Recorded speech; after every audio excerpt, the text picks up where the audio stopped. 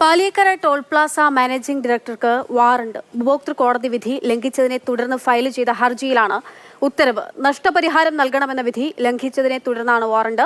Road പണി പൂർത്തിയാക്കാതെ toll നൽകേണ്ടി വന്നതിനെതിരെയാണ് തൃശൂർ സ്വദേശി ജോർജ് തട്ടിൽ പരാതി നൽകിയത്. ലിഷോയ് വിവരങ്ങളുമായിട്ടുണ്ട്. ലിഷോയ്, എന്തിന്റെ പേരിലാണ് ഇപ്പോൾ നടപടി ഉണ്ടാകുന്നത്? എങ്ങനെയാണത്?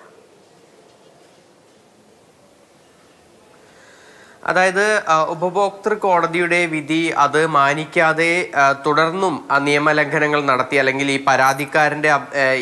പരാതിക്കാരന് അനുകൂലമായി ലഭിച്ച വിധിക്ക് അത് നടപ്പാക്കാനായി ടോൾ പ്ലാസ അധികൃതർ തയ്യാറായില്ല എന്നുള്ളത് ചൂണ്ടിക്കാണിച്ചുകൊണ്ടാണ് ഇപ്പോൾ ഉപഭോക്തൃ കോടതി വാറണ്ട് പുറപ്പെടുവിച്ചിരിക്കുന്നത്. അതായത് ദേശീയപാത അതോറിറ്റി ഓഫ് ഇന്ത്യയുടെ പ്രൊജക്ട് ഇംപ്ലിമെന്റേഷൻ യൂണിറ്റിനെതിരെയും എറണാകുളത്തുള്ള ഈ യൂണിറ്റിനെതിരെയും അതുപോലെ തന്നെ ടോൾ പ്ലാസ MD-ക്കെതിരെയുമാണ് നിലവിൽ ഈ വാറണ്ട് പുറപ്പെടുവിച്ചിരിക്കുന്നത്. മെയ് 25-നാണ് ഈ ജോർജ് എന്ന് പറയുന്ന തൃശ്ശൂർ സ്വദേശി, അദ്ദേഹം ഈ ടോൾ പ്ലാസയിലൂടെ സഞ്ചരിച്ചപ്പോൾ ഈ പണി പൂർത്തിയാകാത്ത റോഡിന് ടോൾ നൽകിയെന്നും അതിനോടൊപ്പം തന്നെ മാഞ്ഞു പോകുന്ന തരത്തിലുള്ള ടോൾ സ്ലിപ്പാണ് നൽകിയതെന്നും ചൂണ്ടിക്കാണിച്ചുകൊണ്ടുള്ള ഹർജിയിൽ പിന്നീട് ഇയാൾക്ക് അനുകൂലമായി, പരാതിക്കാരന് അനുകൂലമായി 10,000 രൂപ നഷ്ടപരിഹാരം നൽകാനും ഇത്തരത്തിൽ ഈ നൽകുന്ന സ്ലിപ്പ് അത് നല്ല വ്യക്തതയുള്ള സ്ലിപ്പ് നൽകണമെന്നും ഉത്തരവിടുന്നത്. എന്നാൽ ഈ ഉത്തരവ് പാലിക്കപ്പെട്ടില്ലെന്ന് മാത്രമല്ല, പിന്നീടും ഇത്തരത്തിലുള്ള ഈ സംഭവങ്ങൾ തുടരുകയാണ് ഉണ്ടായത്.